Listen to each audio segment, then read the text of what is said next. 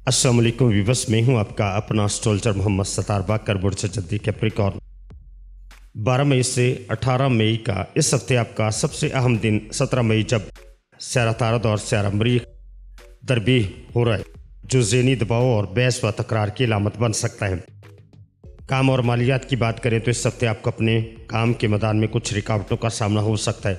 ख़ासतौर पर 17 मई के आसपास किसी साथी के साथ तलख कलामी हो सकती है। इसके लिए बात करते हुए मोहतात रहें, लेकिन हफ्ते के आखिर तक हालात इंशाल्लाह बेहतर होने लगेंगे। कोई पुराना काम मुकम्मल होने की खुशखबरी भी आपको मिलेगी। रुपये और पैसे की बात करें तो माली तौर पर यह हफ्ता मिले जुले असरात रखता है। अखराजात में इजाफा होगा, खासकर 15 से 17 मई के दौरान। अगर आप कोई सरमायाकारी करना चाहते हैं तो हफ्ते के इख्तिताम तक इंतज़ार करें। मोहब्बत और तल्लुकात की बात करें तो रिश्तों में गलत फहमियाँ पैदा हो सकती हैं, ख़ासतौर पर 17 मई के दिन जब स्यारा तारद और मरीख आमने सामने आते हैं। इस दिन दिल की बजाय दिमाग से फैसले करें और हर बात का जवाब फौरन ना दें।